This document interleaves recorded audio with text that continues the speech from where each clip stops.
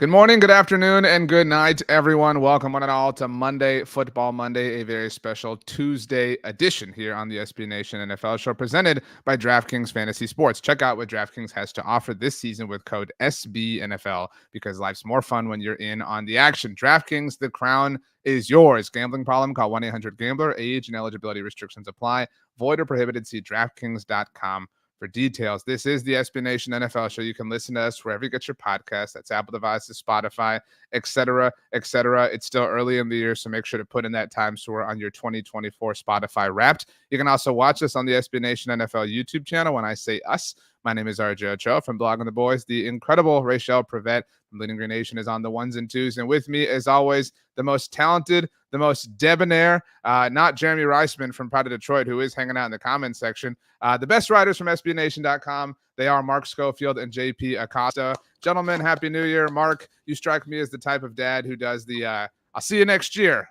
this time last week. No, I see. Now that I'm not like working in an office environment, like I don't really get to do that as much. But I have a friend that does work in one, and he dropped one on like the 22nd, and he put it on Threads. And it is still a good quintessential dad joke. Now, I did. Now that I did think about it, though, my son went downstairs on New Year's Eve to play video games. He got a new Xbox X. Santa brought that. Santa was very nice. Dad. I don't have an Xbox X, but he does, which is great. So we went downstairs to play with some of his friends, and I did do the "all right, see you next year" thing. But he did come up before midnight, so at least it didn't come true. JP, we're all friends, but we are all coworkers. And Mark just kind of, trashed our digital environment. So I don't work in a typical office environment. So how would you describe our workplace environment, JP? I would describe it as fun and very much not in person. I think that's what two-dimensional. Like, Yeah. It's like the see you next year jokes kind of don't hit as much or hit as hard because we can just send a message over Slack almost instantly to that. So yeah, we know a lot about one another, but we've never really met in person. Most of us haven't. It is a strange kind of vibe, which is part of the SB Nation wonder. Today is kind of a vibes based show in a lot of ways. We haven't spoken to any of you. We've spoken to each other, as JP mentioned, on Slack, and one day we should all just try to communicate in as many platforms as possible. Like try to thread.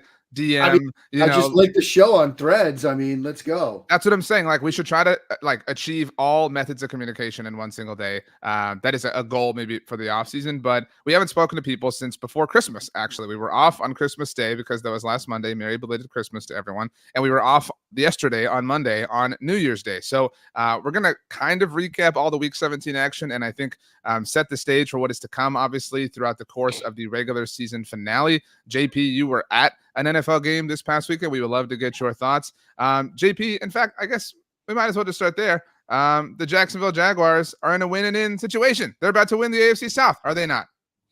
This is just like what happened last year. This is the exact same. The NFL script writers are not slick. Going into last year, you win 8 games in a row, and you come down to a win-and-in situation against the Titans. You win a few games this week. You win against the Panthers, and now you're faced with a win-and-end situation against the Titans. I'm nervous because this is such a passionate rivalry game, and the Titans have always, they've been looking for their get-back since knocking them out the playoffs last year. But I think this week was really needed for the Jaguars and that team because it was a professional victory. The Panthers are not a serious football team at all, but the Jaguars thoroughly dominated that game, even with CJ Beathard as the quarterback. Trevor Lawrence didn't play. CJ Beathard finished with more passing yards than Bryce Young did. He looked better than Bryce Young did in that game. It just felt like a huge sigh of relief, especially for a team that really needed it. Mark, it was nice to see the Jaguars kind of stop the skid. It had been tough, and the Panthers are kind of the perfect antidote for that. But this team is slated to host the Cleveland Browns in the wild card round of the playoffs if they do wind up winning the AFC South. JP, love you. But Mark, that seems like a bad kind of thing for all of That seems like a really bad kind of thing. I mean, obviously, look, these teams just played a couple of weeks ago, and if you're going to get Trevor Lawrence back for that game, or is he going to JP? Is he going to go this week? Is that the expectation? It's still kind of up in the air. It depends because I don't know if you need Trevor to beat the Titans. I mean, so maybe this iteration of I don't think you need Trevor to beat this iteration of the Titans. Make sure we clip that just in case. I mean, just in case. JP, the Texans and Colts are lurking, and you're over here just peeing into the wind. I'm just saying, if you lose to that Titans team, you don't deserve to make the playoffs anyway. That's fair. That's fair. But I mean, I think, yeah. So maybe you do rest him for this week with the expectation that you want a healthy Trevor Lawrence to go up against the Cleveland Browns and that defense. But that's not a matchup that I'd feel too comfortable about if I were in JP's shoes. I mean, the Browns look like the team that you don't want to play. Maybe the Bills, but the Bills can still get bounced. I mean, that's the amazing thing about the various scenarios this week. The Bills could theoretically be in the playoffs by the time they kick off Sunday night based on results elsewhere, or they could be on the cusp of getting bounced out if they lose that game to Miami. JP, before we touch on the Panthers, you were at the game. Overall takeaways, overall vibes. It seemed like you had a great time, a Rick-rolling time from your Instagram post at the very least. The Jaguars have some of the best fans on the planet. It's such a fun environment. So my girlfriend and I went to the Jaguars game. It was her first live NFL game, and now she's a Jaguars fan. I feel like that's an absolute win for both people involved. And it says a lot about the Jaguars and the environment that they have. Like this fan base is extremely passionate. You can ask David Tepper. They are very rowdy. They will also make you look like an idiot. Ask David Tepper. It's very funny. And I love that fan base. I think they deserve a home game, another home game in the playoffs. It might be against Cleveland, It's probably going to be against Cleveland if the Jaguars win. But we'll see. I think if they get Trevor and Christian Kirk back, because I think Christian Kirk might play on Sunday. So you'll have Cam Robinson back, you'll have Christian Kirk back, and then you'll ultimately have Trevor Lawrence back for hopefully a playoff game against the Browns. I feel more comfortable about that than what they went to Cleveland with. Mark, just to touch on the Panther side of things, not that there's any football to cover, but JP somewhat referenced the David Tepper issue. I think that's putting it mildly. David Tepper allegedly, because you do want to throw out that benefit, to anyone anytime you can. Yeah. But allegedly threw a drink. Seemingly, it looked like an alcoholic drink. It didn't look like a Diet Coke. In my estimation, at a fan. Who was seemingly, to JP's point, kind of getting rowdy, kind of talking trash, but hey, welcome to professional sports. Welcome. Right. Hey, you're an owner. You're not just another fan. And you're on the road. Yeah. This is in your home building. Really, really, really bad look for David Tepper in a season of bad looks, in an ownership of bad looks. I don't know that this is rock bottom because I feel like it's hard to say they definitely and he definitely won't fall further than this. Yeah, I mean, it feels like rock bottom's in sight, but we're not quite there yet. But this is an extremely bad look for him. And you do wonder if we're going to get some sort of fine or something out of this that drops today, because you can't have owners throwing drinks at fans. You just can't go down this road. If the NFL just ignores this and sweeps it under the rug, again, allegedly all that, because who knows? But it's on video. We saw it. The NFL is going to have to do something here. But is it rock bottom? I don't know, because he's got a wild card to play here in terms of a head coach and hiring move. And surely if there's a Bill Belichick available, he might want to do that. But he could go wildly off script. We actually wrote that a couple weeks ago, ranking sort of the head coaching opportunities or options for the Panthers from the normal insane to the wild David Tepper options out there. And Steve Smith, for example, that would be a well outside the box kind of thought. Or remember Greg Olsen even floated. Yeah. If they talked to me about the head coaching job, I'd be interested. Okay, sure. Let's do that. Tepper could still find a way to really hit rock bottom after throwing a drink at the fan. It can always get worse. Yeah. As someone who's been a part of a fan base and been a fan of a team where it's always gotten worse, hiring Urban Meyer, and then the next week hiring Chris Doyle, and then 2 days later firing Chris Doyle. It can always get worse. I think the biggest thing about this is just another example of David Tepper acting like a child. Like this is not a flash in the pan. Like this is not a once in a lifetime thing that's happened to David Tepper where he just lost his cool. He has routinely showed his ass. Like this is not a thing that doesn't normally happen for David Tepper. Something has ultimately got to change. And if it's not going to be the fact that he's hired like 7 different head coaches across both the Panthers and Charlotte FC, maybe it's this. Maybe sometimes owners and ownership groups, especially in the NFL, they need to be spurred on to get rid of a guy by actually making them look bad. Like they don't care about like the football portion of it. Like as long as their PR looks good, like it's fine. But maybe this is what they need. That this happened shortly or in the process of the Panthers locking in the number 1 overall pick for the Chicago Bears kind of adds to the rock bottomness of it all. So the vibes are definitely down and bad with the Carolina Panthers. They are, I wouldn't say thriving, JP, with the Jaguars, but the Jaguars were the like original vibes team. I know that the Eagles think that they invented vibes, but as far as I'm concerned, it was the Jaguars. By the way, Pride of Detroit are great friends. So someone had to take up the mantle for Dan Snyder as the most embarrassing owner. Pretty amazing that David Tepper has already done that. The odds were against him, certainly at the very beginning of that. I guess this is kind of the vibe check Tuesday, since we're a day removed from all the games. That's kind of what today is. JP, you came into this wanting to talk about the aforementioned Eagles. You said you wanted to kind of study them a little bit. You had some thoughts. Unleash. Go off, my king. The Philadelphia Eagles defensive problems starting in with Howie Roseman. And the reason I say that is because he is always, if you look at his drafting history, he has never prioritized linebacker or safety. It's always been offensive line, defensive line, wide receiver, because those are assumed to be the most valuable positions on the field that aren't quarterback. Like every data point has shown like, oh, you draft these guys first, don't draft a linebacker, don't draft a safety in the first round.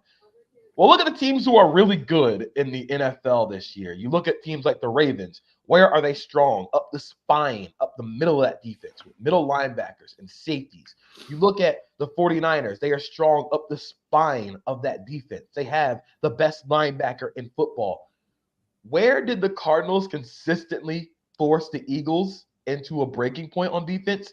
At linebacker and safety. You cannot go into a football season where you're supposed to be the NFC favorite trotting out Nick Morrow at linebacker or Zach Cunningham or Shaq Leonard in 2023. It was a bad day for Shaq Leonard. I don't know what the Shaq Leonard signing was supposed to do. I said it even when he first got signed by the Eagles. This felt like putting a Band-Aid on a cannon blast.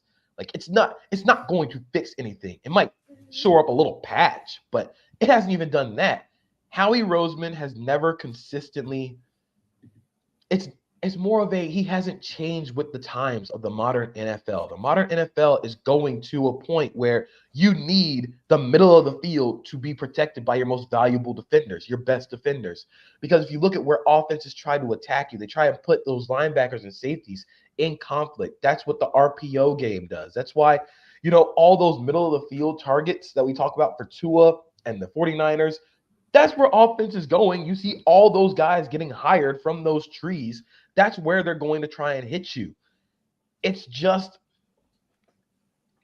absurd to go into a season with a talented defensive line like the Eagles have, and then the back seven be one of the worst units on a contending team I've ever seen. Mark, JP's point is fair and valid, obviously, and the Eagles defense is kind of taking, I think, the majority of, I don't know, there's a lot of heat. I don't know that everyone's getting it. But the Eagles offense isn't exactly thriving right now. Now, it was kind of a semi-sneaky productive day for Jalen Hurts. But when it mattered the most, the Eagles offense floundered. A.J. Brown targeted one time in the second half, seemingly still upset, seemingly won't talk to reporters anymore. The vibes are, again. The vibes are awful. And they've been awful for a while. I mean, they coming off a win, and the vibes were bad. Like, Brown wasn't talking to the media. Jalen Hurts was saying how frustrated he is. Devonta Smith was basically saying it's ugly. It's not good. We got to improve. It's now 2024. Like, we like to sort of use, holidays, dates, markers as like reference points throughout the season. We're now in 2024. We're going into week 18. This is a team that looks like they're in trouble. Like, I don't think there's no two ways about it. Now, if they end up in the 5th spot, they will get a winnable game on the road in the wild card round against whoever emerges out of the NFC South. Great. Then you get San Francisco. Like, we just saw this team get blown out by San Francisco. And as JP walked us through, what are the Niners going to do? They are going to attack. It's the Kyle Shanahan meme that Steven Ruiz at Lorena likes to do, where he's at the microscope and it's going to be on Shaq Leonard, and they're going to just obliterate that team through the middle of the field. Like, and somehow, if by some way they survive, then look who they would get an NFC Championship game. Either Ben Johnson or the Dallas Cowboys, who can do the same thing to you. And the Dallas Cowboys at home. The Cowboys are a completely different team at home as we've seen this season. Like, you don't want to play them. JP, I think your point about Howie Roseman is very fair. And I think that this is, look, I'm enjoying this, so I don't mean this to just be like pettiness, but this is a lesson that we don't have to you both know this better than I do, like really overreact and freak out around the NFL draft. Because around the NFL draft, it was, oh my God, Howie Roseman just basically drafted the entire Georgia defense. To your point, JP, is Nakobe Dean really helping out the Eagles defense right now? Is Keely Ringo really helping out the Eagles? Like, Jalen Carter's a home run, football player. There's no question about that. But again, the assumption was, oh man, Nakobe Dean, when he slipped in the draft, everybody was like, oh, of course, Howie Roseman took him and he scooped him up and he was such a genius. Turns out, and I don't mean to do the ism of oh, this guy fell for a reason, because the draft is such a crapshoot in that same respect. But there is a reason why a lot of NFL teams pass on would-be superstars, because they know things and have seen things and evaluated things that we can't see. And he just hasn't been healthy. That was the thing that made him fall. He was small and couldn't stay healthy. That's been the problem this year. Keely Ringo was not that great at Georgia in his last season. Like, it wasn't good. And now you're seeing it now, where he is consistently like one of the weak links in a secondary that has a lot of weak links. And it's not just a secondary that's young and doesn't have a lot of talent. They're old. Like, the depth is young and experienced, but at the top, like James Bradbury and Darius Slay are getting a lot older, and that is showing up in the worst ways against teams that have a modicum of talent at that receiver spot. But like Mark said, you are who you are at this point. It's week 18. You're about to be in the playoffs. This is what you are at this point. There is no adding players to kind of fix this. There is no, oh my God, I forgot about the schematic shift. You fired Sean Desai basically to hire Matt Patricia and have gotten worse. Who could have imagined letting Matt Patricia run your defense has made you get even worse? It just feels like a series of overcorrections and underproduction. If there is a bright spot, they get Big Dom back on the sidelines in the playoffs, right? Is this the curse of the Big Dom situation? The whole skid. They're 1-4. They're 1-4 without Big Dom. And the one win was against Tommy DeVito's. I mean, he got the start. You know what I mean? So it was truly just like the kind of East Coast Italian people bowl. You know what I mean? And Tommy DeVito just wasn't able to get it done. So, and even that game was close. Yeah, and look, that game you had the 3rd and 20 where you had the big conversion to AJ Brown, and you felt like, okay, all right, fine. The light just went off. They go down the field and score. It was a 2-point game. Now you've got a 9-point lead. A couple tries later, they give up that huge touchdown where Darius Slayton runs by a safety, which is right to JP's point. And it's like even that game was a struggle. I mean, their 3 most recent wins, somebody can correct me if I'm wrong, were that game, the Bills game, which went down to the wire, obviously went to overtime. And I think that's probably their most impressive win, is if we look back, and certainly who Buffalo's become since then. And Kansas City, I believe, are their 3 most recent. And that obviously if Marquez Valdes-Scantling isn't the worst receiver in the NFL, I mean, they lose that game in all likelihood. So it has been very enjoyable for me personally, obviously, but I do think, I don't know that it's out of the realm of possibility for them to move on from Nick Sirianni. It feels like there is a dramatic I feel that wouldn't happen, but you wonder about Brian Johnson. Like I Sure, feel I mean, like that might be goes the without saying. move, similar to the Sean McDermott getting rid of Ken Dorsey. Like, look, Right. we're not going to fire the head coach, but we've got to make some changes here. Maybe you bring in yet another defensive coordinator, but I think Sirianni would be seen as like that's a big panic move.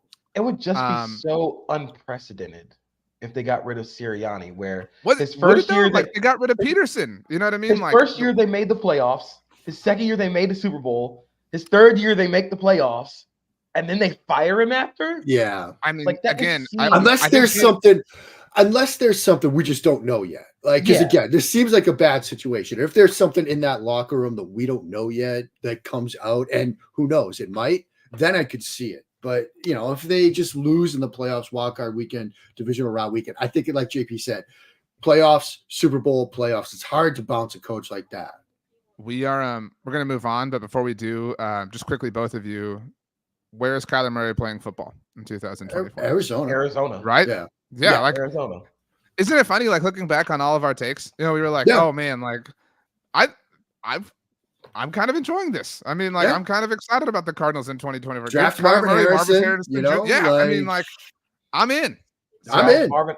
Draft Marvin Harrison Jr. or they can trade back with a QB needy team, get some more talent, get some more picks. Trade back and draft any receiver you want. I mean, how many receivers are going to go in this first round? I mean, like it's remember they get Houston's pick too, which depending on what happens Saturday night could be 17, could be in the 20s. So I mean, you could trade out of that spot at 2, but or wherever they end up because they're in a lot of teams at 4-12 right now. But yeah, I Kyler Murray, stock up, reload. They could be fun next year.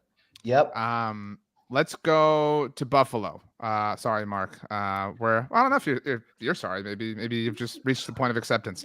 No, I mean, look, I will say this: the Christmas Eve game that we thought was going to be a disaster. I mean, it was a disaster, just not for the Patriots. It was a disaster for Russell Wilson. Apparently, it was fun to see them win that game. That was nice. And now, got back to where they need to do. They lose a game. They're still on track for potentially a top 2 pick. I would not want to play Buffalo right now if I were some of the teams in the AFC. Again, as we just talked about, Buffalo could still miss out on the playoffs, but if they get in, I wouldn't want to see them at all. At one point in this game, a pass had not been completed by either team, and the Bills were up like 17-0. Yeah. Like, that's just such a weird thing. Like, the offense was not good for the Bills, and it still didn't matter because the defense made enough plays. And I think that's kind of the scary thing about this Bills team right now. Because like a month ago, when they beat the Chiefs, it was like Josh Allen has to be freakish alien Josh Allen for us to win games. Now they can look what they did to the Cowboys. 266 yards, right? Now you're winning games with defense too. It's like they've opened up more pathways to winning games that are beyond Josh Allen being a freak athlete. Do either of you know? I recognize this is a stupid way to put this, but do either of you know the last time Josh Allen threw for over 300 yards in a win for the Bills this season? It's been a while. In a win? Yeah. So like to Mark's point, like kind of Did riding. he do it against Kansas City? No. I don't think so. Against Kansas City, he had 233 and a touchdown and 1 interception. I'm gonna guess the Raiders. That is too far back. And he still didn't even hit 300 in a win. In fact, he's only done it twice. Once. Was it the Dolphins game? It was not. I'm sorry. The first one they did. So he's done it twice. My bad. So he did it against the Dolphins back in week 4. And then he did it. He lost to the Jaguars. Shout out JP doing it. But then it was Tampa on October 26th. Okay. So it's been a very long time. And to the point, like, look, I'm not going to sit here and trash Buffalo. Like, I agree with Mark. Like, they're the most volatile team. Like, that's why I'm scared of them, or scared for anyone who's going to play them. But I mean, Josh Allen has been kind of, and I'm being somewhat silly here, but been kind of mid. I mean, like, for a month, like individually. I mean, I feel like he's doing the right things. Like, I don't say that to say he sucks or anything like that, but like, they weren't that great offensively, to your point, JP, against New England. They certainly weren't that great against the Chargers on what night was that? Christmas Eve. He didn't do anything individually against the Cowboys. And I mean, he was awesome in the loss to the Eagles. But again, like, I think that if Josh Allen goes supernova, Super Saiyan, freak alien mode, I think that lends more to a disadvantage for Buffalo. So I think my biggest comparison for the Bills is WWE wrestler or now AEW wrestler Jeff Hardy, because they will always jump off a ladder. They're always going to do the high flying spot. Sometimes it's going to hit you. Sometimes they're going to go flying through a table. And, like this is what the Bills are. This is what Josh Allen is. And you ride the highs and lows of that quarterback. Sometimes it's going to hit. It's going to look great. Sometimes it doesn't. And I think that's what the scariest part of facing the Bills in the playoffs is. Like, do you want to play that chaos game with the team of chaos? Because it can more than likely end up with you getting blown out, but can also end with you getting an upset win over a Bills team that just always plays a chaotic game. I think we're all gonna pick them to beat Miami. Yeah. Like, Yes. That's the weird thing. Like, look, I was in like I said, I was at the Jaguars game and they kept showing the score in the stadium. And every time I looked over at the score, the Ravens scored again. It was like, oh, the Ravens scored okay. again. So I didn't know where you were going with this. Okay, Yeah. So okay, I got you now. And like every time I looked up, it was like, oh, the Ravens scored again. Check ESPN, the Ravens scored again. Like, it's just it was a really, really bad game. I guess let's go to the Ravens because you're picking the Bills. It sounds like Yes. Yes. The Ravens, Mark. Everybody kind of said, "Oh, let's see what they do against Miami with the 1 seed on the line. Let's see it. Let's see if they can do it. Let's see if they can Whoa, do it." we saw. 56-19, the final score. I believe some Dolphins beat reporters were upset about running up of the score, which is funny coming from a team that dropped 70 points on one team in the NFL this year. Mark, I mean, look, the Niners are Thanos. I don't know what that makes the Ravens. Like, my Marvel understanding, I need to watch season 2 of What If, isn't on that level. But the Ravens are maybe the most inevitable team in the NFL. Like, inevitable that you're not just going to die, but you're going to die in embarrassing fashion. You're going to get Oppenheimered. By the way, I finally saw. Very, very good film. Oh, fantastic. Bold take. I know. Ravens are, they're the team right now. And I don't see signs of that slowing down. And what we've seen from Lamar, all I keep flashing back to is our preseason show. And I actually wrote this yesterday. I saw what JP said. Lamar Jackson's going to be MVP. I mean, it certainly looks like he nailed it. And you tally up what he did. These past 2 games from the Baltimore Ravens, when you've got, the game against San Francisco, which is Super Bowl preview, and they're going to the West Coast, and this is going to be the MVP Bowl and all of that. He has a nearly flawless game. And then he comes out with the 1 seed on the line against the number 2 team in the AFC, the Miami Dolphins, and drops 5 touchdowns with a perfect passer rating. Looked pretty quarterbacky to everybody. I mean, this was a tremendous 2 weeks. And if you look at what he's done against teams that are currently in the playoffs right now, that have either clinched or are in playoffs, that he's had 9 games. Baltimore's had 9 games. I think he's thrown like 19 touchdowns and 6 picks or something like that. Like, he's played extremely well. And I wouldn't, as we just get done, you probably don't want to see the Bills because they're the chaotic team. But yeah, the road to the Super Bowl goes through M&T Bank Stadium. Lamar Jackson, lockdown MVP. This is the best team in football right now. JP, I tweeted this recently. A lot of people say, like, oh, the NFL is better when insert like Tiffany brand franchise is good. Like, people use the Raiders a lot like that, right? Like, oh, it's better. My team for that is the Ravens. When the Ravens are kicking ass, the NFL absolutely rules. Like, this is awesome. They are so much, especially like, I know that there was they were like, taking their shots at San Francisco, like, oh, they play basketball or whatever. The Ravens play basketball. They're the fastest offense I've ever seen in my life. So the way I just described like Lamar, and in this game specifically where he had more touchdowns than incompletions, y'all have seen Avatar: The Last Airbender, right? Yeah. When Aang goes into the Avatar state, that is Lamar Jackson. Yeah. Because he always he's never moving full speed, but always looks like he's moving faster than everybody else on the field, which is terrifying. He's always playing faster despite not playing at his fastest. And the offense just completely obliterated a Dolphins defense that had played really well coming into this game. I mean, they kind of slowed down the Cowboys, albeit it was a road game for the Cowboys, but they obliterated this Dolphins defense. The Ravens defense is phenomenal. Mike McDonald, It's just they know how to hit you in so many different ways with blitzers from depth, simulated pressures, just bringing everybody from everywhere. They have a talented secondary. Roquan Smith made two of the most incredible plays that I have ever seen as a middle linebacker. Like the interception that he had on the dig that Tua tried to throw to Tyreek. Yeah. The first drive of the game, he missed on that. He knew where the ball was going, but he missed. Then the next time they tried to go to it, he baited him into it and caught the interception with one hand. That is absurd levels of football. They're the best team in football. Like, there's no doubt about it at this point. And you can look at their record against teams over 500 this year. You look at against Detroit, obliterated Detroit. San Francisco, they handed San Francisco a butt kicking. And they're the only team who's done that. Just to the point. Physically, they bully the bullies. And they obliterated Miami. They manhandled Jacksonville on Sunday Night Football. What else is there to say about this team? What else do you need to see for them not to be the best team in football? And B, what else do you need to see to not have Lamar Jackson as the MVP? I don't care about what the stats say. Watch the game, watch him, and watch the force and the gravity that he has when he has the ball.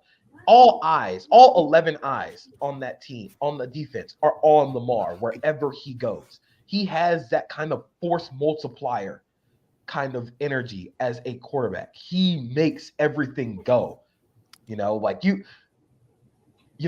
OBJ is like 30 years old and having the best season of his career, or having his best season since he was in New York with the Giants.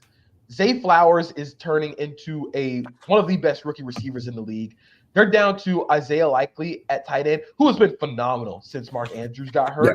And they're playing Justice Hill and Gus Edwards at running back because Dobbins, Keaton Mitchell all have season-ending injuries. Ronnie Stanley is being rotated in and out of the offensive lineup. They're rotating tackles. And it doesn't matter because Lamar is that good.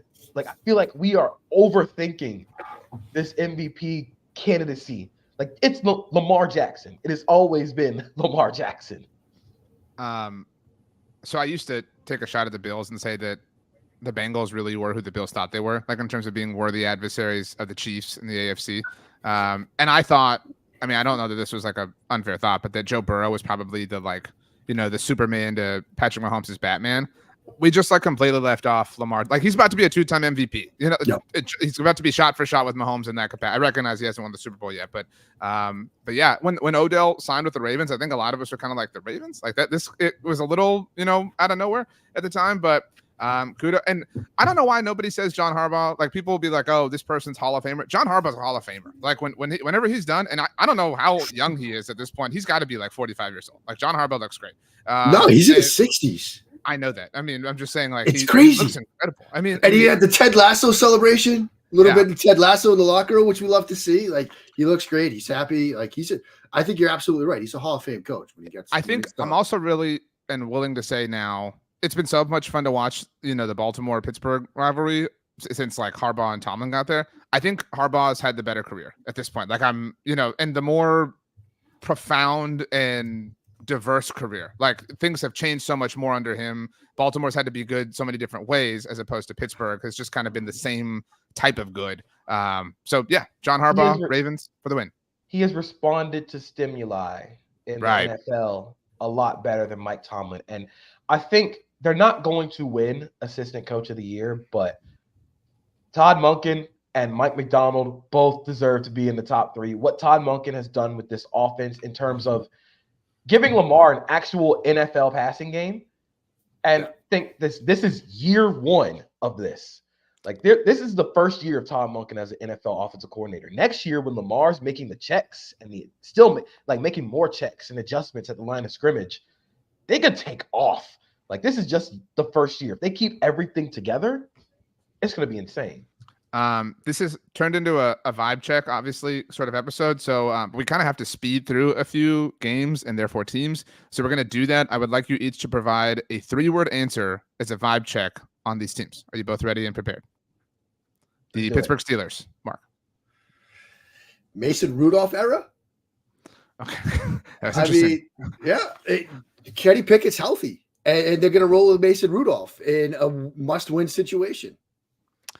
I think that's fair. JP, your 3 words on the Steelers. I just have one. How? How do they keep doing this? Yeah. No, we don't want it anymore. Like, you know what I mean? Like, Again, when early in the season, when we said the Steelers are what we thought the Patriots were going to be this year, they really are. They really are. Yeah. How do they keep doing this? the Seahawks, JP, who the Steelers beat, obviously. Not looking good. It's not great. Mark. Sky is falling. Yeah. I would say vibes are bad. Yeah. Or vibes have changed. Like there was They a have moment certainly where, changed. yeah, where it was like, oh man, this is a lot of fun, and now it's like, yeah, it's a tough scene. Yeah, I mean, you take a spin through Seahawks Twitter right now, and there are a lot of people very mad about Geno Smith. They don't think he's playing well. Vibes are extremely bad at this point. Now you're on the outside looking in. You don't control your destiny. Like, yeah, no good. Mark? Especially defensively. Like Yeah. that dude. team has completely fallen apart. All right, Mark, the 3-word challenge on the Rams. Sneaky championship team. JP, mine is I'm still afraid. Because Mark, I mean, like I know that they struggled, Mark, but like that's kind of what a championship team does. Is Yeah, they pull out they those won the ugly wins. clunker. Like, Yeah. I don't think that they're going to win the NFC, but if we get like a Niners Rams, you know, I it depends where the seed it is, but they could make a run to the NFC Championship game. Yeah. I know, JP, quickly that Jeremy Reisman from Pride of Detroit is watching, so I'm sorry, Jeremy. I'm low-key rooting hard for the Rams to upset Detroit in the wild card round because I'm more than fine with Dallas hosting Philadelphia if it comes down to that. And I think the team, I think you agree with this, JP. Not that I think the Rams have a good chance of beating the Niners, because I don't think most people do, but I think they have a better chance than almost anybody in the NFC. So I actually have 2 3-word phrases, and one of them has to do with what you just said. The first one is Rams at Lions. Yeah. Yeah. Uh-oh. Yeah. Uh-oh, because I don't want to face that Matt Stafford and Sean McVay. And that kind of goes to my second one, Joe Flacco 2012. Because if any quarterback and any team is capable of making that Joe Flacco 2012 run, it's Matthew Stafford and Cooper Kupp and Puka Nacua. And like you said, they, in a vacuum, went with 1 week to prepare, or like an extended period of time to prepare. I don't want to have to face a Sean McVay coached team. Like, I think we have graduated from, oh, Sean McVay is just a great play caller, to he is one of the great coaches in the NFL. Yeah. I'm sorry, Jeremy, but like I think we all have like a premonition of like the meme of like Matthew Stafford. Matthew Stafford finally won a playoff game at Ford Field, like something like that. It feels like It would I mean, the headline writes itself. It would be so brutal for the Lions' best season in a long time to end at the hands of the former like franchise savior. I do like the 2012 Ravens comp. Like I feel like Kupp is like the Anquan Bolden of this group, like the seasoned veteran, and Puka's like the Jacoby Jones, like the big play monster. You know what I mean? So that's well done. Mark, I'm surprised that JP's heard of the 2012 Ravens, given that he was like 2 years old or whatever. Yeah. So, I mean, he's a little older than that. I mean, well, he was likes 5. He likes to dish it out. You know what I mean? That's all I'm saying. So let's recalibrate the system, JP. Yeah, that's all I'm saying. It's fair. 3 words, JP, on the Indianapolis Colts who beat the Raiders. How? Again, like they continue to get good play out of Gardner. They get passable play out of that offense, and I don't know how. Like Shane Steichen is completely like, it's the same offense, but kind of without the verticality that you would have with Anthony Richardson. But man, like how do they keep doing this? Mark. Patriots QB Gardner Minshew. That's 4 words. God. I mean, Oh no. I know I cheated. I used an abbreviation there, Right. but I can't help but watch these games down the stretch with an eye towards what veteran quarterback are they going to just go all in on. JP's hit me with the Daniel Jones thing a bunch of times, and I keep watching Gardner Minshew and Easton Stick and just fearing the worst. Hey, I mean, Drew Lock led a game-winning drive. Jimmy Garoppolo. Oh dear God. The Colts to me feel like the team that's going to ruin a great playoff matchup. You know what I mean? Like we're going to start eyeing like a Buffalo, Baltimore. Like I mean, you know what I'm saying? Like and Indianapolis. But they still going to beat Houston. I mean, I know that. I mean, we get Week 18 playoff game Saturday night. They have that vibe though, don't they? I mean, like just it's like don't do this. Like don't be the Titans and just like kill what we would have really enjoyed because you wanted to win a playoff game. That's all I'm saying. Like so if it comes down to it and the Jaguars take care of business against Tennessee and the Steelers lose to the Ravens, which still like it might be up in the air considering the Ravens have already locked up the 1 seed and the playoffs. If it comes down to it, the Colts can make the playoffs by beating the Texans or a tie. So we might get real funny on Saturday night. 3 words on the Raiders, JP. Justin Fields, quarterback. I think it's time. I think I'm ready for that. Mark. Keep Antonio Pierce. I do think that lost some momentum. You know what I mean? Maybe a little bit, but like I still think that their recent history when, they had the interim special teams coach, they get to the playoffs and then they go get Josh McDaniels. Yep. Like I think Mark Davis might not want to go down that road again. Plus, can they hire a new coach? Do they have enough money? They don't have the money for it. Do they have enough money to like hire a big name guy? We're going to do 2 words on these 2 teams because this game was so boring. Mark, 2 words on the Saints. Crockpot. Wow. I don't think they're deserving. I actually was going to suggest. They've been in the crockpot since like September, though. I was going to ask y'all, is it time to put the Eagles there? Oh, yeah. Yeah. Yeah. Okay. Again, I take a lot of personal joy in this, but like this is a democracy. So I just wanted to make sure that, I'm not steering you guys. Okay, cool. Great. JP, 2 words on New Orleans. F off, man. Go away. I think go away is the better 2 of words because like nobody likes this. Like nobody enjoys this. Like just for the sake of football, you know what I mean? Like just start over. Finally, like enough of this. So they are the guy at the blackjack table who continues to lose money, but it's like hit me. Yeah, he's like hit it on 17. Like I feel good about this one. He's already lost the car. Yeah. The mortgage is on the line. Yeah, he's got the deed to the house. He's pulling that out, signing it over. 2 words on the Bucks, Mark. Baker 2024. JP.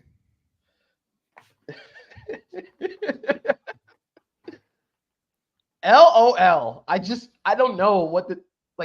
It's the perfect way for the Bucks to go about this, like with the chance to lock up the division on the line after hanging 34 on the Jaguars last week, and you go out and lay an egg. Like that's the most perfect Bucks Baker Mayfield thing. Mine are Still Standing, which is a great song by Sir Elton John. But do they tag Baker? Yeah, man. I mean, I think they tag Evans and re-sign Baker. I think so. Yeah, they probably tag Evans, re-sign Baker. But, so it's the Daniel Jones, Saquon Barkley move, but they get it done. Hey, I mean, if they want to draft a guy in the second round, there's a Washington quarterback that would be kind of fun. Do you think he makes it to the second though? I think last night, it's not the same. We're going off tangent here. It's not the same as Stroud against Georgia, but I think people watching Penix last night saw something they were kind of looking for, which maybe they hadn't seen before, which is a little bit more pocket mobility. And I think that might sneak him into the first. Maybe, but it's really hard to overcome 4 season-ending. Yeah, no, I know. It's hard to get that off. There's a chance he gets sort of like Hendon Hookered here, right? Where it's like, look, he's got explosive offense, but helped a lot by the people around him, and he's got this injury history, and he's a bit older. I would much rather draft Michael Penix in the second round than Hendon Hooker in the second round. Like that's absolutely. Man, what a tough day for Jeremy Reisman. Watching the show. Jeez. I could have talked about how Ben Johnson kind of screwed up the red zone play calling, but I'm gonna leave it alone. Wow. Okay. Final 2-word challenge, and then we'll kind of unpack a few more of these. No, I'm sorry, 2 more. Actually, 1 word on the Falcons, Mark. Who Done. lost? Yeah. Done. JP. Die. I would Go say done. away. 1 word on the Bears, JP. Hope. Mark. Justin. I'm going with Eberflus. I'm so happy for him. Like nobody wants to give this dude. Look, JP, I'm not saying like coach of the year, but like give him a shred of credit. I mean, like a teeny tiny little shred. No. Okay. No, I'm not doing that. But do you think they bring him back though? They have to at this point? I don't want to say this because I feel bad because I really like Matt Eberflus dating back to his days in Dallas. But this feels like when remember when the Colts players like went up to Jim Irsay's office and were like, "Please keep Chuck Pagano," and they did, and it was a disaster. It feels like that. Like it feels like he could be the first head coach fired in 2024 as a result of this. This feels like a really stupid decision because like they did the same thing last year where they looked like trash in the first half of the season, and then they put it together in the back half. This is not new. Like you can take the improved defense. Like I give credit to Eberflus for improving that defense by going out and trading for Montez Sweat, which looks incredibly good, like what we all thought it would be. But there's still like the minutia of the head coaching decisions that Matt Eberflus has just not been good at. Like I think you can do so much better. Like this feels like taking a single when you could hit a home run. I will also say, Bears fans, don't let your emotions get the better of you. You know what I mean? I know that the Justin Fields chant was fun. Do not live in the moment. You know what I mean? Like, just do not let the moment wash over you and talk you out of a very life-altering decision. So I think if Eberflus stays, Justin stays, Getsy goes. But if they decide to wipe the slate clean, I think Fields is getting traded because I don't think Ryan Poles or Kevin Warren is going to want to saddle a new head coach with a new play caller to a quarterback that has already been through like multiple like head coach or not head coaches, but multiple coordinators.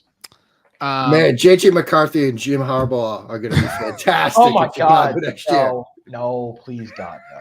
Wow. Okay. Does anybody want to offer a word on the Chargers? Are we wordless on the Chargers? Okay. Does anybody have a take on the Broncos? And we haven't conversed together since the Russell Wilson stuff. Obviously, that's kind of yesterday's news. But this is it's amazing how the Broncos have like not just fallen, but like fallen with a capital F. Like they were among the premier brands and franchises and organizations in the NFL, and the moment they won Super Bowl 50, it has all just completely fallen apart. JP. Yeah, I mean, it just repeated swings and misses at the quarterback spot. Like that's the problem with swinging and missing on guys that on the position that arguably is most valued in the NFL. Like you continue to failed draft picks, failed signings. The Russell Wilson trade has been an ultimate failure. And it kind of felt like with Sean Payton getting hired, if this didn't work out, Russ was going to be gone and not Payton because they just signed him. And I think he's like the highest paid head coach in North American sports right now. I don't know where they go at quarterback because you're not high enough to draft one of the 3 guys at the top of the draft. But Bo Nix. He seems like the quintessential Sean Payton QB. Yuck. What is wrong?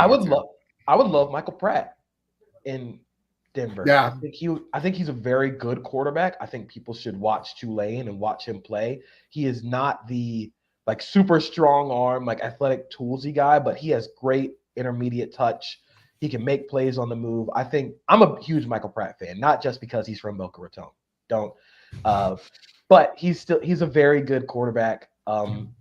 If they wanted to, Michael Penix be kind of fun. Unless they're mortgaging everything to trade up for one of those guys at the top 3, where do you go?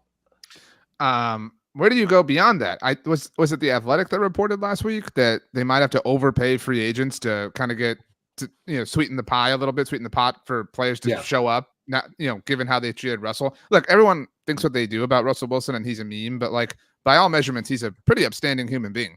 And so that being said, Mark, like to treat him like that so callously is a bad look. I mean, for the Broncos, on top of like they're not David Tepper by any stretch, but like they have a lot of like damage control they have to do that is going to take way more than one offseason. Of damage control to do right now. And I saw in that same Athletic piece, like somebody gave a quote that was basically like, Sean Payton picked the wrong person to do this with because Russell went and talked about it. Like some other players, maybe younger players or something, might not have opened up about it, but Russell was straightforward.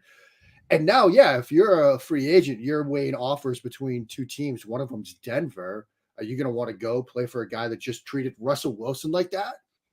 It's such a tough, it's a tough business thing. Yeah. Like you can say like, oh, it's a cold game, but from a player perspective, like this sucks. You've been playing really well. You're coming off of a win against the Chiefs. And I'm like, hey man, we're going to cut you at the end of the season. So you're not going to play because if you get hurt, you're going to stick around. Like that's an incredibly callous thing to do, especially because your livelihood is at stake here. You got to play to make money. So it's just an incredibly callous thing, but it's also like, I hate to say it, but it's also like the business of the NFL. The NFL has never been one that's. Yeah, I mean, this is why every time you get a storyline of, oh, this player should take a hometown discount or do right by his team. It's like, no.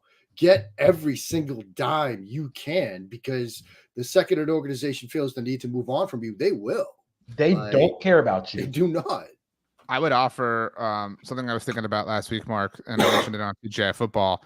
You're right. Like the reason that the Russell stuff has yet to start, I think. Like Russell's side of this story, you said that Sean picked the wrong guy to kind of do this with. Like we are gonna get like a GQ 10,000 word expose, full on feature sit down interview with Jeff Pearlman, who's done some great work, did the Lakers series and all that stuff. A Pearlman piece, a Seth Wickersham piece. Like we are going to get all of the skeletons in the closet. And Russell is probably the dude in the NFL who was least afraid to do that. And if he does know where the bodies are buried on this, JP, like to me, that's also why like the Jets refuse to like blink it, or they blink constantly at Aaron Rodgers, because they know that dude can sink them. And that's what Russell's going to do to the Broncos. The Players Tribune. Oh yeah. Let Russ write. Let Russ tell it. Let Russ write. Let Russ write. Let's hear his side of the story. Where this all started, let Russ do his like, this is why I joined the Athletic thing. You know what I mean? Like let him have like his, but yeah, like he's gonna do a podcast, like he is gonna do something. He's gonna sit down with Ryan Clark, like he's gonna have a moment where the tea is gonna be overflowing. It's gonna be pretty great. So in terms of where he goes next, I would kind of like him in Atlanta or Pittsburgh. I've been saying that forever, and y'all have been hating all over it. So I kind of like it. Wow. I kind of like it. Pittsburgh makes a lot of sense for him, but Atlanta just seems like so much fun.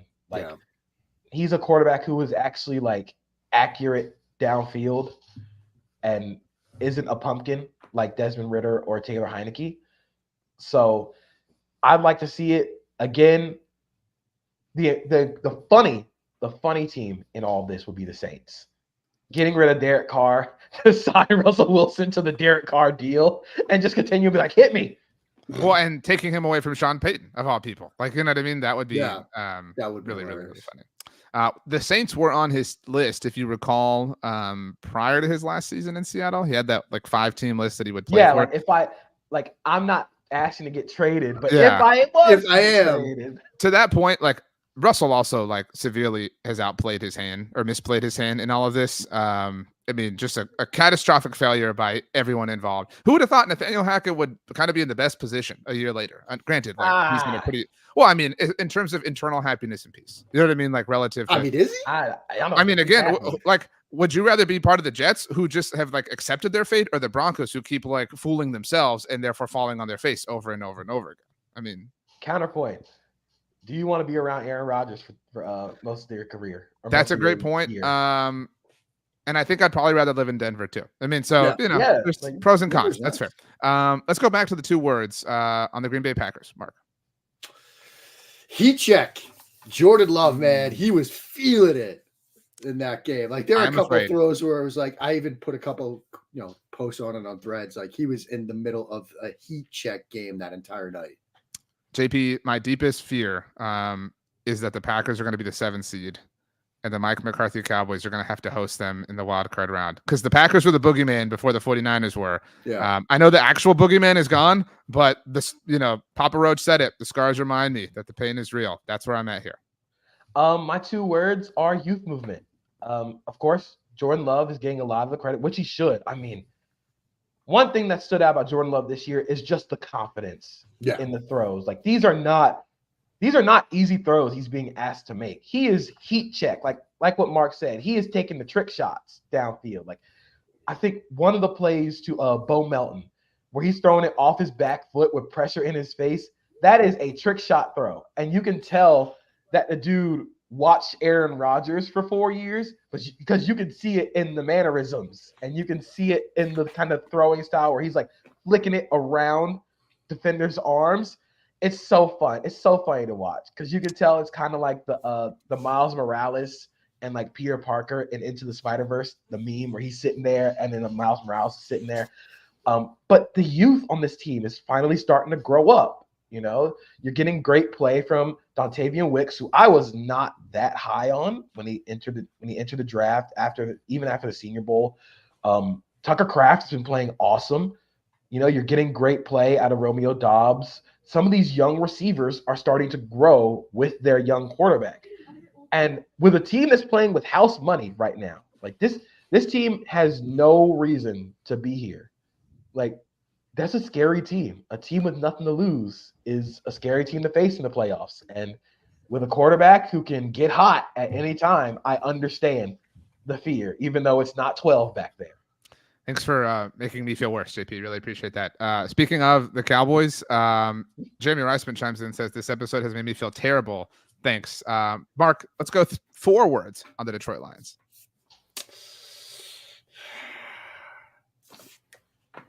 Jeremy, you're welcome to submit 4 words. Yeah, I'm struggling here. What were you thinking? Like the end game situation there. Like, I understand initially the decision to go for 2 because that's what you've been aggressive. Nobody disagrees with that. I'm completely nobody disagrees with that.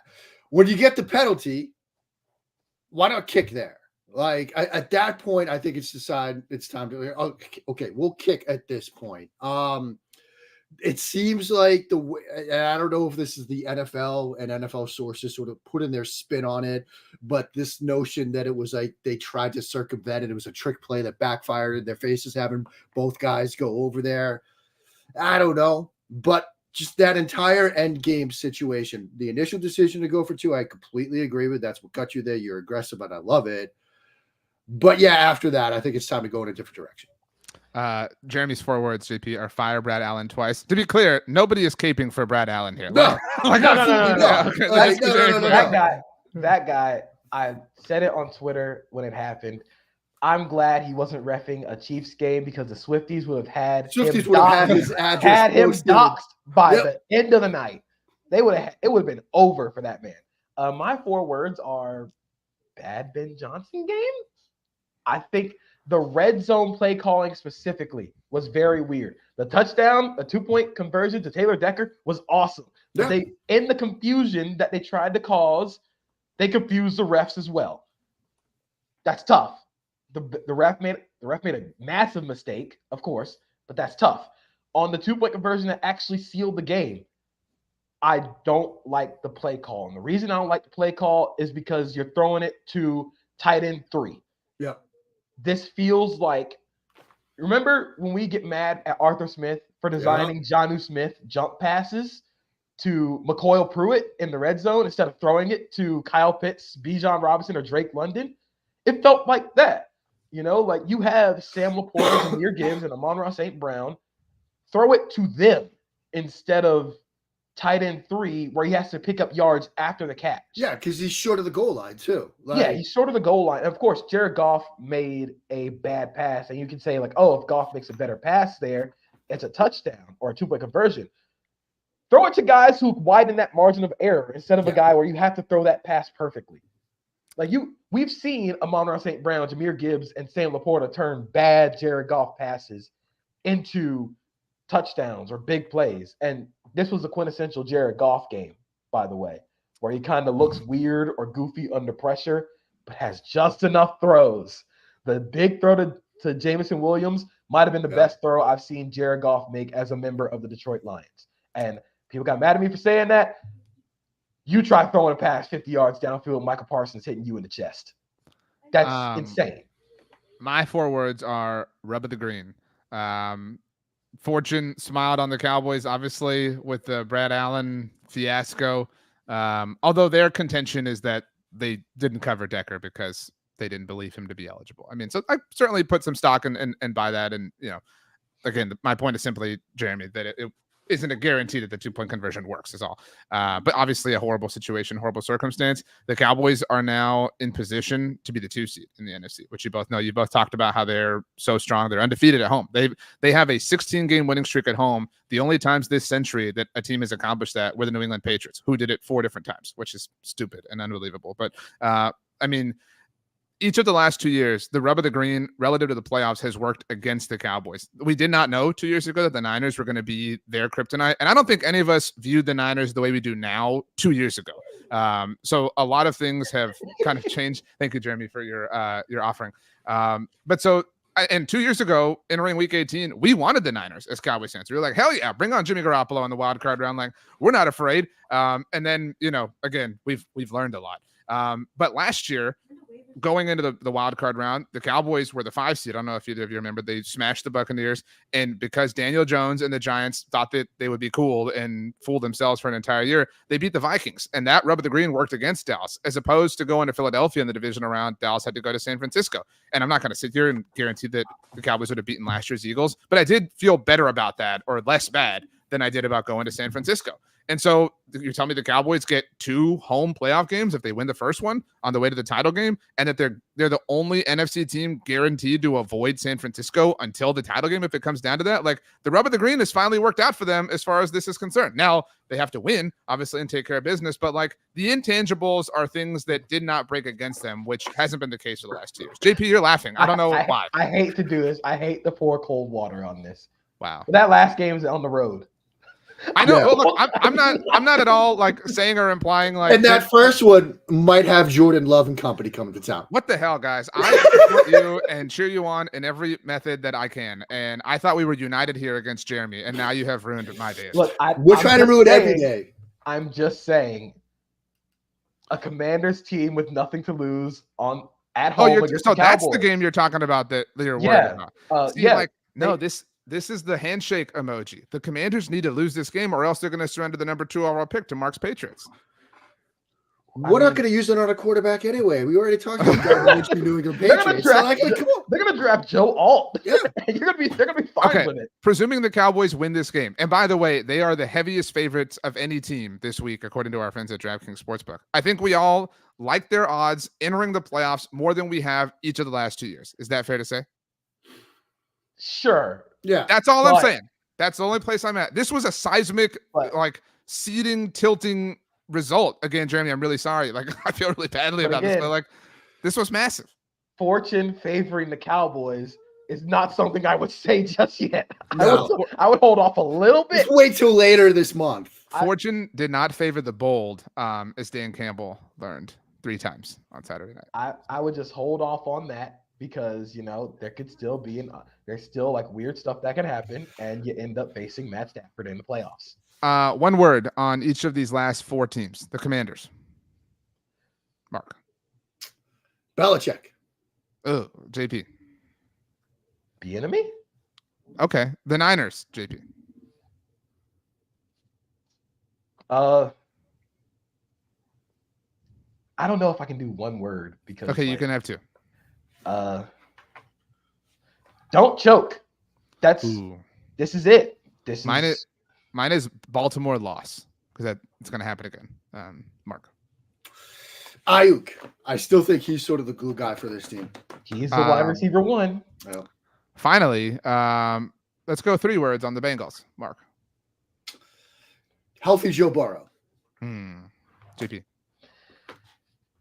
Young secondary, bad. Okay.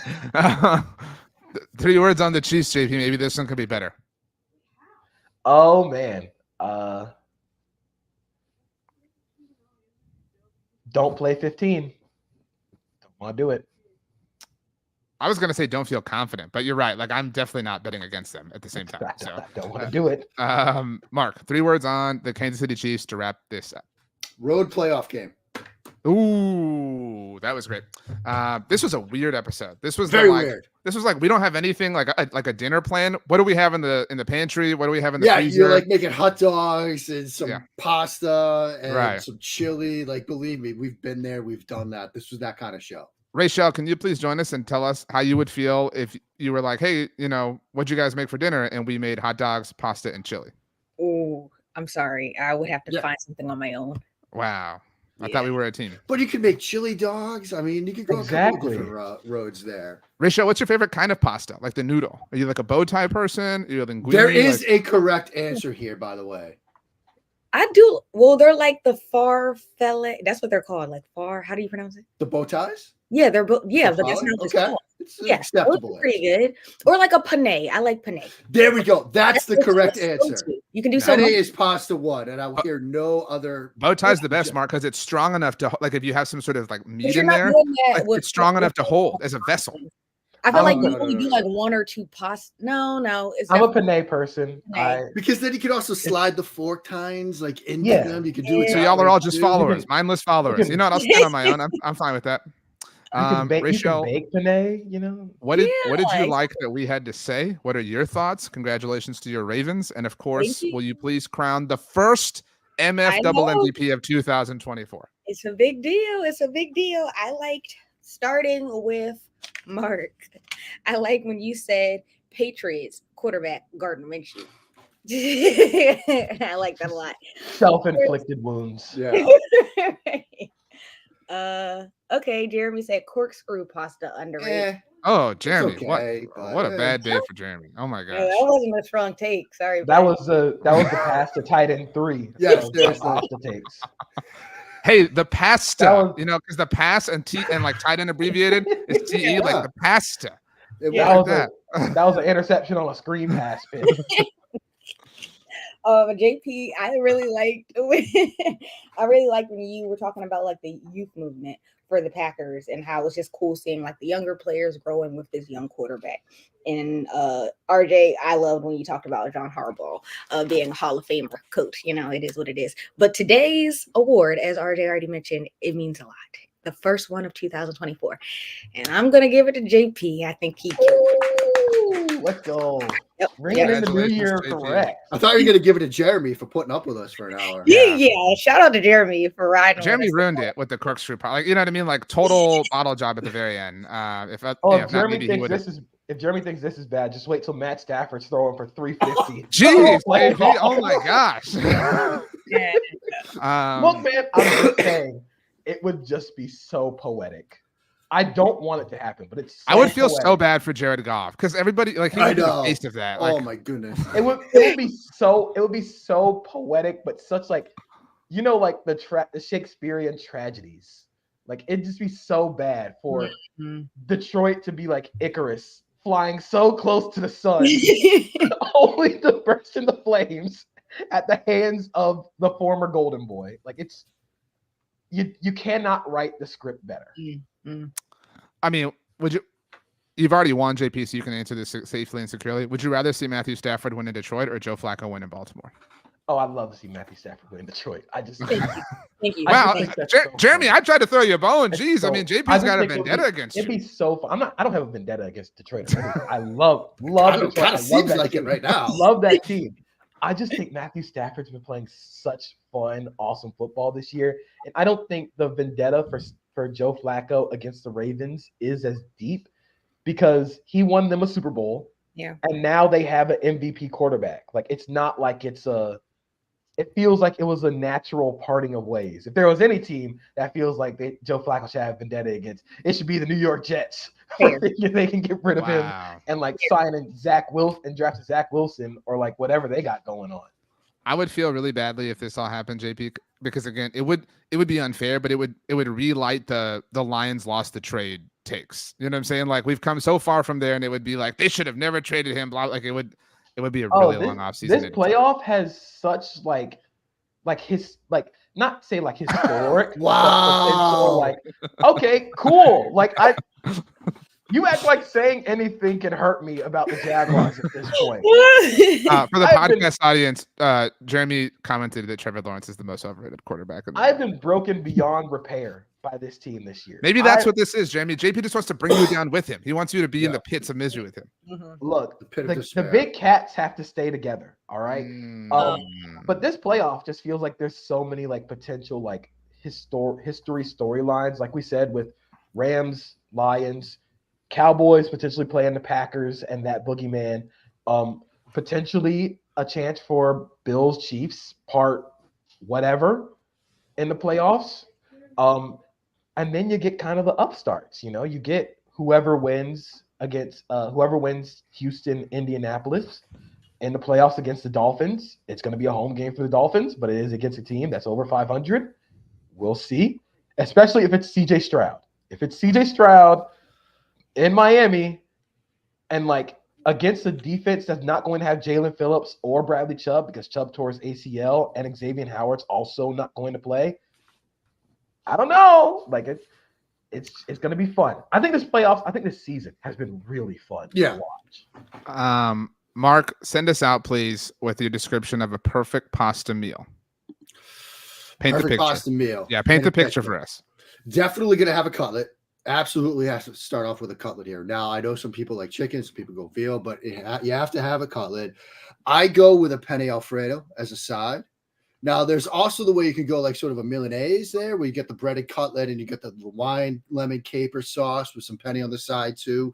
Mm-hmm. And yeah, I mean, that's you end it with some tiramisu. Like you got to go with tiramisu. And if you really want to do it upright, a little bit of grappa or limoncello. Mm-hmm. Okay, you doing any wine? Just water, like ice water? No, ice water, man, because you don't want to go like red wine, white wine into grappa and limoncello. Like you don't want to do that. You can when you're younger, when you're my age, which is a year older today, by the way. You don't want to do that wide into limoncello or grappa. It's just not going to end well. You won't be right for like a week. Wait a minute. Today is the day, Mark? Yeah. You talked about this. Remember you said going back to school. Didn't you say on the second was the worst or something? Second is usually the worst day of the year. Happy birthday, Mark Schofield! Wow, not BMF double MVP, but still the birthday boy. As a result, to send us out, JP is going to sing happy birthday to Mark. I was going to say, if you do all that stuff like Mark said with the wine, that's how you end up drafting Joe Alt with the second overall pick and trading for Daniel Jones. So, happy birthday. Thanks, buddy. I hope the Patriots do something smart.